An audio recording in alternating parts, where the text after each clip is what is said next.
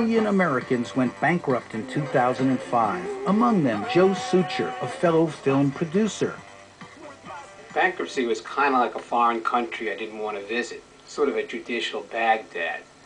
Frankly, I didn't even know what the term meant until one day I happened to turn on C-SPAN. The word bankrupt as we know it today comes from the 16th century Italian bancarotta, which literally means broken bench, referred to in a legend that said when a money trader became insolvent, the bench or table on which he used in the market was literally broken. The Latin root of the word includes corrupt in the meaning. I'm not particularly religious, but Jesus was a very peaceful man, right?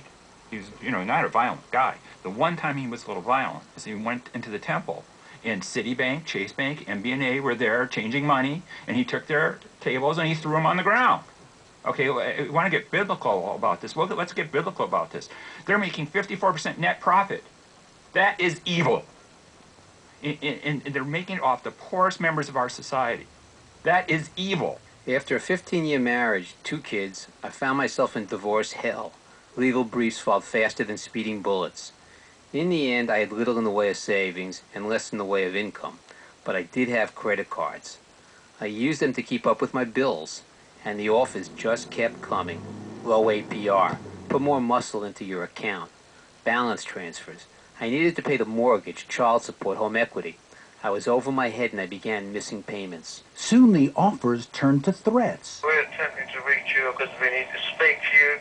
I received an email from my people saying that we need to get in contact with you, and hopefully you get this message, you can return my call. There is a stigma to filing bankruptcy, and really the credit card industry counts on that stigma, because most of our clients, they wait 3 to 6 years before they file. They only come when they can't take it anymore. They come in shaking. They haven't slept for months. In this weird financial netherworld, I was discovering all sorts of seamy and slimy little profit niches. The attorneys, the debt collectors, the lingo and language all coded under ambiguous phrases like skip tracing, scrubbing. One company even advertised the profit potential offered by bankrupt individuals even if they were dead. So from research I had done, I knew that there were credit card giants like MBNA putting a lot of money into efforts to write legislation to revise the old bankruptcy bill. And I knew that there were Congress people like Chuck Grassley and Orrin Hatch, frankly, who were using a lot of scare tactics in order to get this bill passed.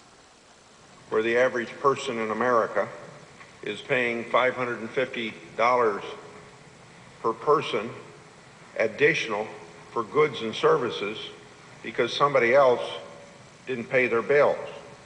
I tried avoiding the calls, but occasionally I get caught, and then I try to reason with them. Some were sympathetic. They even sounded like human beings. I hope you better things happen for you. Well, as you know, a lot of people in this country right now are in the same position. Oh, so many. You don't even know, sir. No, the rich get richer, and the middle class stay poor. Now, the principal substantive argument we have heard here is that this bill goes too far and too fast.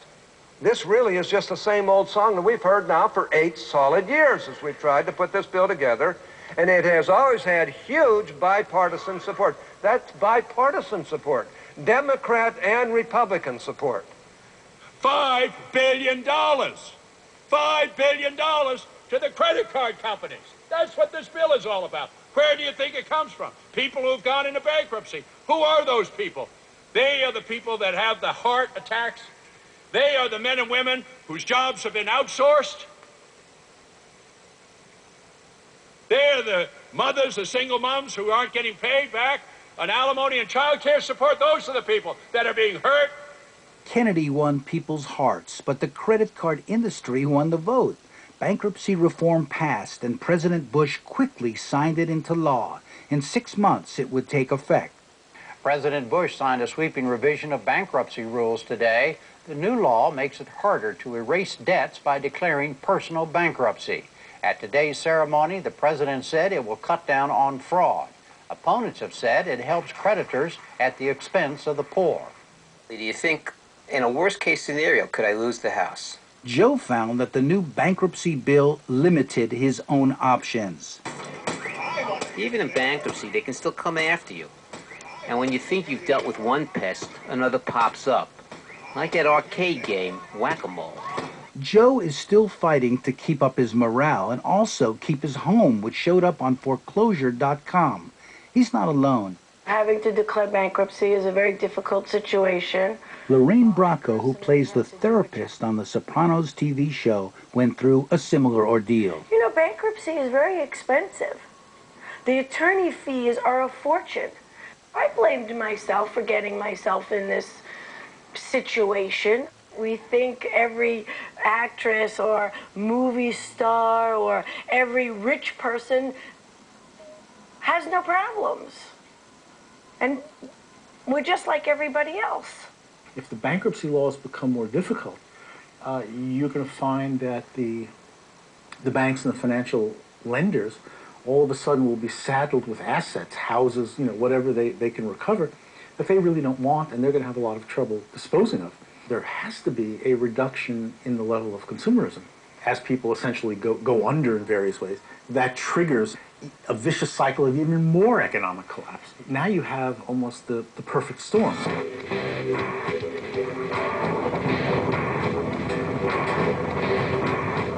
The victims of Hurricane Katrina found their finances devastated, along with their homes and communities. The so-called bankruptcy reform bill passed just weeks earlier specifically ruled out floods as grounds for bankruptcy. 3 years ago, you might have been a homeowner in New Orleans. Your husband might have been working. You might have been working. Today, you've lost everything. The bankruptcy bill would, in essence, force you out of the bankruptcy courts because 2 years ago, you're well-to-do middle-class people. When the levees, they are leaking and the storm has hit you hard, help is on the way, my friend, they send you a credit card. You can live in a posh hotel room with Granny and Cousin Bud till you reach your credit limit, then you're back in the rain and mud. Give me a little more plastic. Many people get behind on their credit cards when family emergencies like health crises, job loss, and divorces occur. Sometimes you can't anticipate what is the unimaginable. David Aguilar's business came crashing down with the World Trade Center. He had financed it on credit cards. As business slowed, he could no longer pay back. He was forced into bankruptcy. The situation forced me to close the business.